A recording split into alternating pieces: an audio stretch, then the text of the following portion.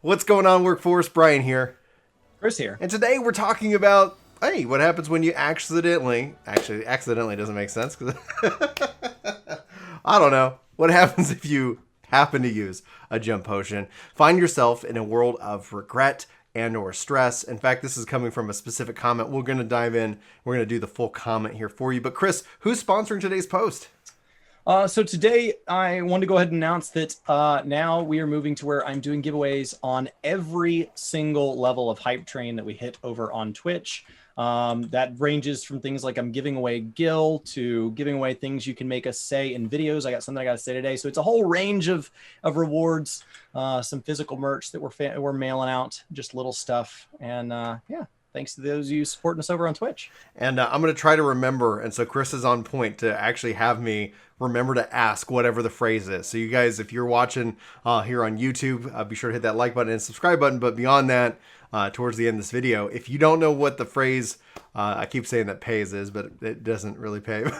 Whatever the hidden phrase is, we'll be sure to actually kind of call it out and talk about it at the end of this video. But let's go ahead and dive in. I want to kind of focus in on this. I saw this comment from Michael, and honestly, I thought it was really interesting. It was a really important comment, and I sent it to Chris. I was like, hey, like, is this something that we maybe should talk about with the community? Because it's always this point of contention and more. So before I actually just read the comment, Chris, like, why is using a jump potion considered wrong? Because this isn't something exclusive to 14. Generally, it is something that's frowned upon. Can you set some context?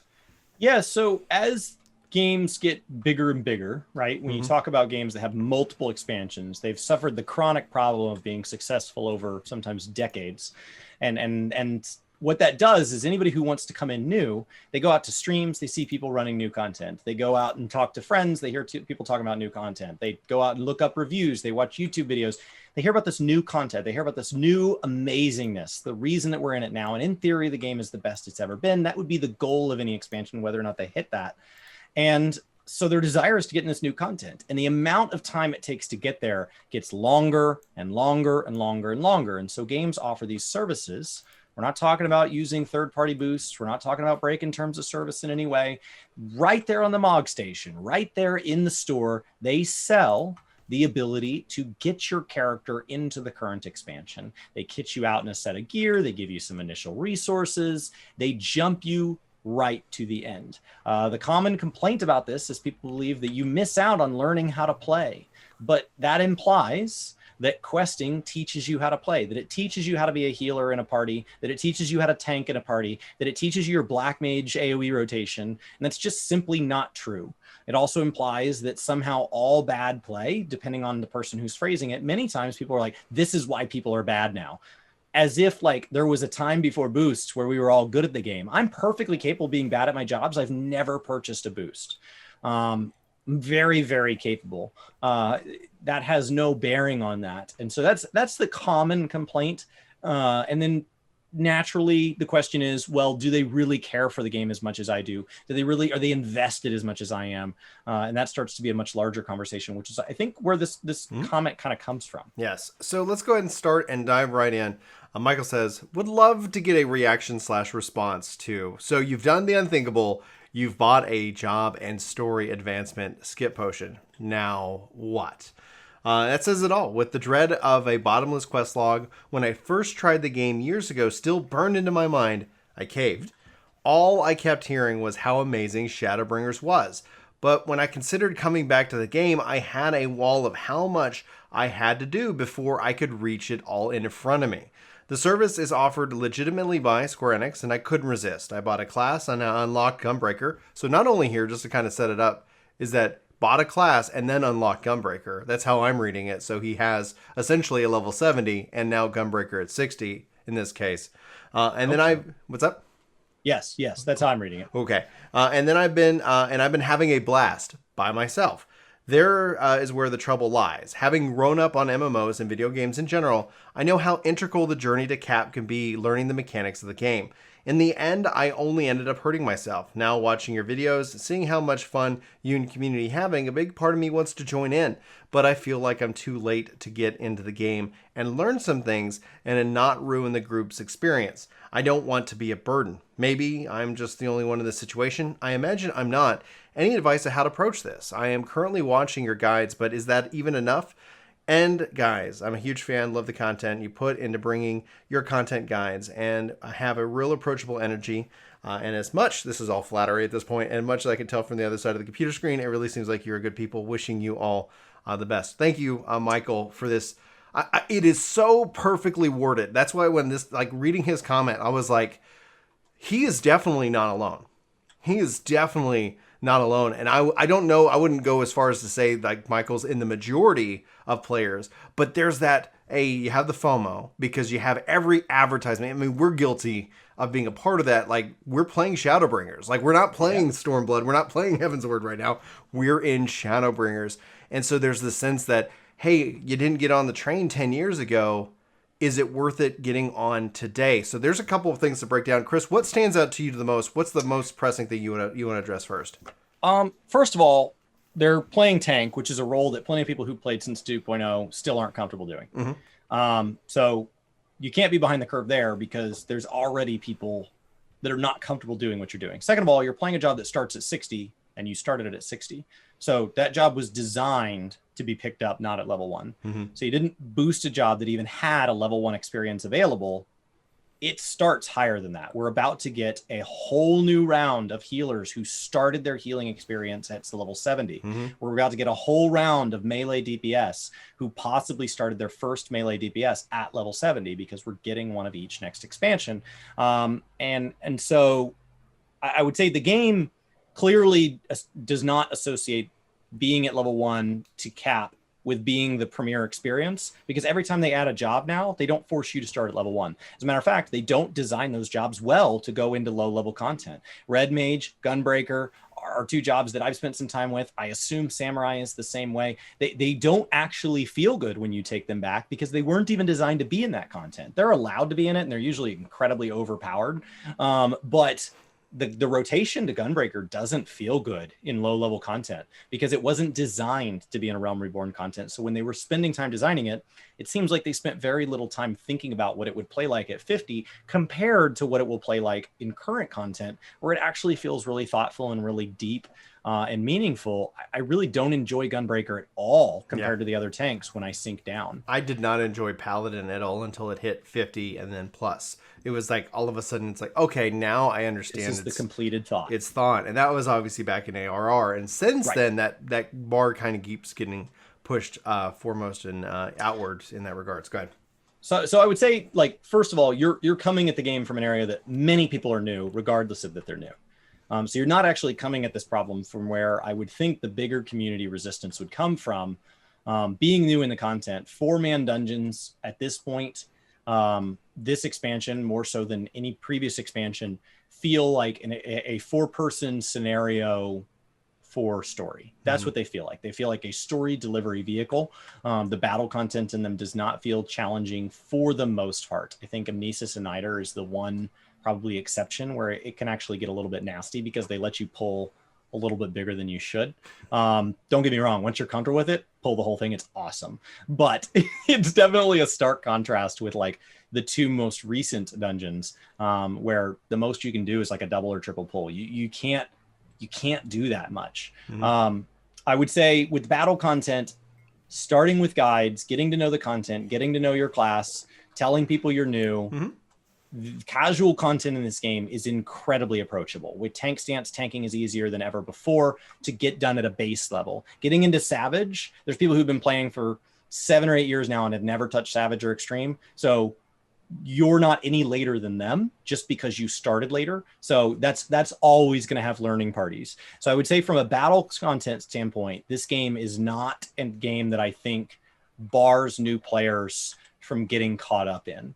Mm-hmm. I do think there is a side to this comment that's not being addressed, that where they're going to get resistance from the community that might actually hold a little bit of water. And that's narratively. And the thing with narrative, what I was going to say in that regards and what I actually replied in the comments, New Game Plus. I think the narrative side behind the jump potion being a stigma, if you're actively interested in it, or if you're just looking at, like, if you think about a waterfall, right? Like, hey, I got to climb up this whole waterfall. And then somebody says, we could just kind of shoot you up to right near the top and you can kind of get over it. And then if you want, you can ride back down the waterfall and you have some context, right? The New Game Plus is a game changer in terms of its design. You started paying attention to the story in Shadowbringers, and you were like, Shadowbringers is great. And then, Chris, I got good news. Heavensward is great. Stormblood for me is okay, but you know, for some people, Stormblood is great. ARR, like for me, was awesome because it was like I was there from 1.0, but nowadays, like everybody's going to have a different take on it, and it feels foolish because we've seen the data. Because you and I have seen the data, we've talked to the players. We're not like the hardcore Reddit community, see no critique. You know, like you can't have a real discussion around the game. You know, like, oh no, someone's being critical, we can't handle it. We're not that. Like, it's like, okay, let's look at this. How can we help you get to the good part? Because it is, I've especially with my experience with Shadowlands, saying it gets better, like it just doesn't make sense. And I think that same should be applied here in 14. Like, we shouldn't have to sit here and sell you that a game is going to get better. And it's like, well, how long does it take to get better? Like an hour? Like 2 hours? Like 40 hours? Okay, so you're asking me to do a full week's worth if I'm not enjoying it. Now, some people But it doesn't pay off in 40. Right. It's 200. It's 300. You're not even in the ballpark of the number that people would have to invest to be respected by the community narratively. Mm-hmm. So that's where New Game Plus comes in. A couple of things here. They felt guilt. They honestly felt guilty, like how I read their comment. But they're having a good time. Like, that's the thing with Michael. Like, holy crap, like, I'm having fun. But there's this inherent, like, will I not be accepted by the community? I think as a community, as a whole, we need to get over that stigma that a jump potion makes you a good or bad player. Like you said, it absolutely has no context to that. A good player is a good player whether they jump or whether they don't. They're going to take time. They're going to learn their rotation. They're going to watch guides. Like, if you're already going in and just kind of like trying to dive in and understand the content, that I would say separates you from the vast majority of people who are just playing this game as a single player game. You can totally do that now, especially in Shadowbringers, because you have the trust system for the most part. But at its core, I would just say hit some striking dummies, read some tooltips, ask questions, let people know you're new. You're absolutely not late, and you can always come play with us. Like, we're a very casually based community. Chris, you're like a full-time streamer now, so you're up on on Twitch, so that changes kind of how and when we play. But whenever we're like, I'm playing in the evenings, I'm always hanging out in voice chat. The goal is just to like kick back, talk about the game, go hit some monsters, and chances are, if you run with me, I'll parse you. We can go look at some analytics, and we could talk about like, hey, what did Brian do? Because I don't want to sit here and automatically volunteer like I'm going to go analyze your gameplay. But it's like the fact that there's tools out there that will allow you to be, to find out and kind of try to find that goal, if that is your goal, to become like a top tier, player in the game itself. Chris, go ahead. No, so I mean, I think so. The reminder here to the community is be kind, everybody. Like, remember that it is somebody's first time in the game.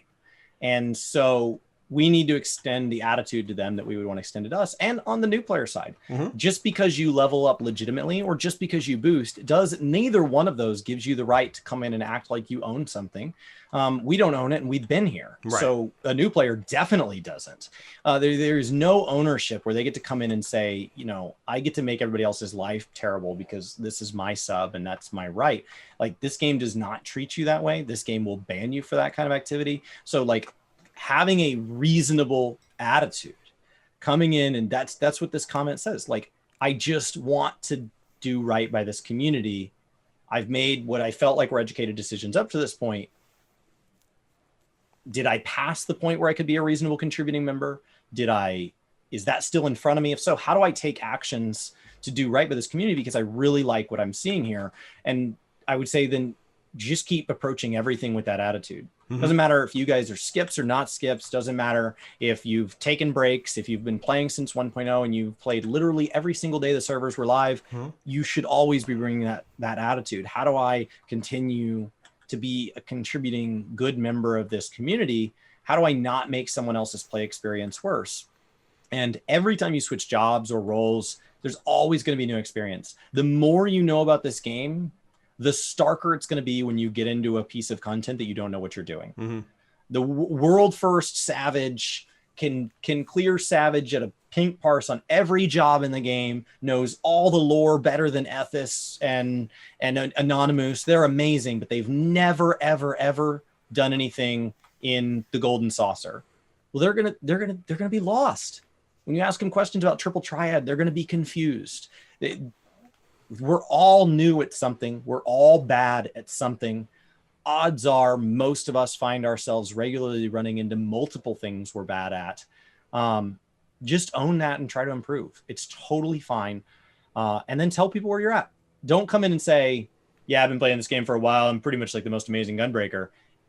And you've boosted and set foot in your first instance. Like, you're setting yourself up for failure there. Yeah. Come in and say, hey guys, this is my first time tanking this. Any tips?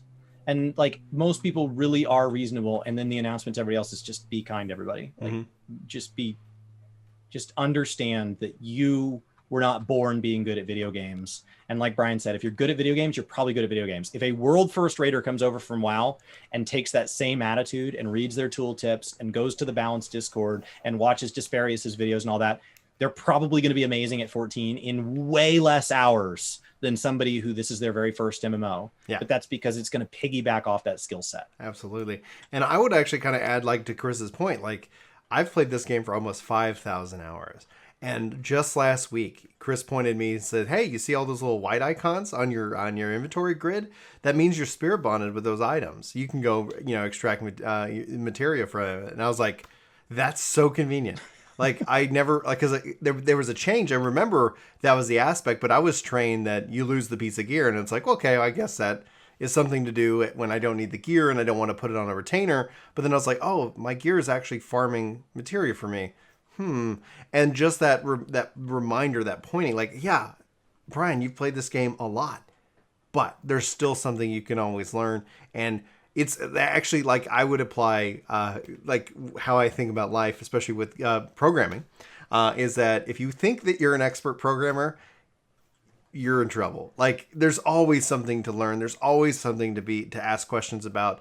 Have an open mind. And as long as you're open for feedback, and as long as you're open for asking questions and leaving comments on YouTube channels, then honestly, at the end of the day, like, hopefully you don't run into jerks, as we all do, but don't let the jerks define the community. We don't. Some people think we probably are the jerks of the community, but it is what it is. The core of it is that don't let the jerks define your experience. Let them be the exception and not the rule. And it starts with us. Like, you control yourself. Try to make the best experience that you can. And hopefully, in my opinion, this game is better enjoyed with friends. And if you are looking for a community to get involved with, we are one. There are many others. They're all usually have their Discords posted. So get involved and be a part of the community. And hopefully you can find a home here that you enjoy for many, many years to come. Those are my thoughts. Chris, have we dropped the phrase? We've dropped the phrase. Okay. The phrase was easy. It fit well with today's subject. It was be kind, everybody. Okay. It was an easy phrase. Wow. Way more reasonable than, like, working clucky cluck in here, which was a previous phrase. Well, that's the phrase, guys. Chris, do you have any final thoughts before we wrap up this post? No, I think we've hit it all. Honestly, like, in some ways, the game would be better if we literally cleared the entire population and went fresh with people that had this attitude. Mm-hmm. Hands down. I would rather have an entire player population of fresh skippers that want to improve than people that are set in their ways, have no interest in improving, and are willing to ruin other people's play experience to prove a point. Mm-hmm. So before we wrap up, because we're filming these videos live, I want to say, Cuberts, thanks so much for gifting us your Prime sub this month. We know you have a choice when it comes to Prime sub. If you guys have a Prime sub and you want to support the channel for free as a part of that perk that you have, you can always do so. But if it's not us, feel free to always be dropping that on somebody. Give away that Bezos money to somebody in that regard. So hopefully that's fantastic. And Peachymon, thanks for the follow. Guys, we are on a goal to hit 10,000 Twitch followers by the end of 2021. And so far, you guys are answering that. It looks like we might hit that before the end of May. And also 100,000 on YouTube, which is a stretch goal at this point in the year. But as we're coming up on 65,000, thanks to each and every one of you who have hit that subscribe button, who watch those videos and hit that like button. It seriously means the world to us. You guys are incredible. This is a great community to be a part of. and we thank you. But that's going to wrap it up for this post. For Work to Game, my name's Brian. My name's Chris. Thanks for watching. Hopefully you have a great day, and we hope to see you next time. But until then, take care.